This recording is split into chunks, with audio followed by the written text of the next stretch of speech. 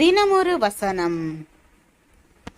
புலம்பல் 3 வசனம் 27-28. தன் இளம் பிராயத்தில் நுகத்தை சுமக்கிறது மனுஷனுக்கு நல்லது, அவரே அதை தன்மேல் வைத்தார் என்று அவன் தனித்திருந்து மௌனமாயிருக்க கடவன். யுத்த சம்பந்தமான பல பொருட்கள் அடங்கிய சுமையினை சுமந்தவாறே போர் வீரன் யுத்த களத்திற்கு செல்வான். அந்த சுமைகளை சுமந்து கொண்டே செல்வது சிரமமானது. ஆனாலும் அந்த சுமைகளை அவன் சுமக்க வேண்டியது அவசியம்.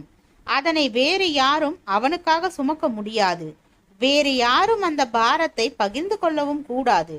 வாழ்க்கை பாதையில் சில காலகட்டங்களில் நாம் சில கஷ்டங்களை, நெருக்கங்களை, நோவுகளை, பாடுகளை சுமக்க வேண்டியது தவிர்க்க முடியாதது.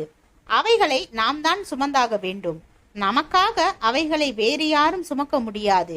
ஐயோ, என் சுமையை லகுவாக்க யாரும் வரவில்லையே என, என் பாரத்தை பகிர்ந்து கொள்ள யாரும் இல்லையே, என் பாரத்தை புரிந்து கொள்ள யாரும் இல்லையே, என் கஷ்டத்தில் உதவ யாரும் முன்வரவில்லையே, எனக்காக பரிதவிக்க யாரும் இல்லையே என்றெல்லாம் மனக்கசந்து போகலாம். ஆனால் அதன் வழியாக மேன்மையான அனுபவங்களையும் ஆசீர்வாதங்களையும் நாம் அடைய வேண்டும் என்பதே தேவ சித்தமாகும். எனவே பிறரை நொந்து கொள்வதில் பயனில்லை. சொப்பனத்திற்கு விளக்கம் கூறியதற்காக பான பாத்திரக்காரன் வழியாக தன்னுடைய சிறைவாசம் நீங்கும் என்று யோசேப்பு எண்ணினான். ஆனால் பான பாத்திரக்காரனோ யோசேப்பை மறந்து விட்டான். ஏன்? அவன் அந்த வருத்தமான சுமையை இன்னும் சில காலம் சுமக்க வேண்டியது தேவனுடைய பார்வையில் அவசியமாக இருந்தது.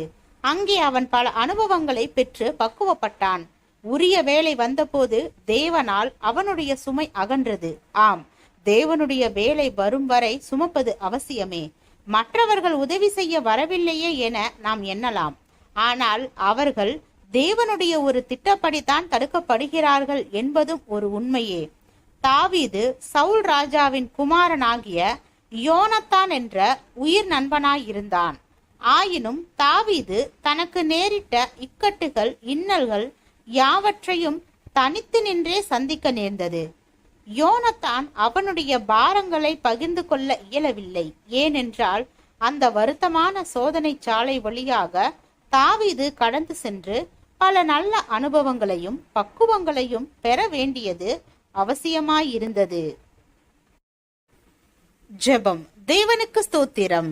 தேவனே, நாங்கள் எங்களுடைய வாழ்க்கையில் எல்லா இக்கட்டான சூழ்நிலைகளிலும் எம்மை வழிநடத்தி எம்மை பாதுகாக்கும் என் தேவாதி தேவனுக்கு நன்றி. ஆமேன்.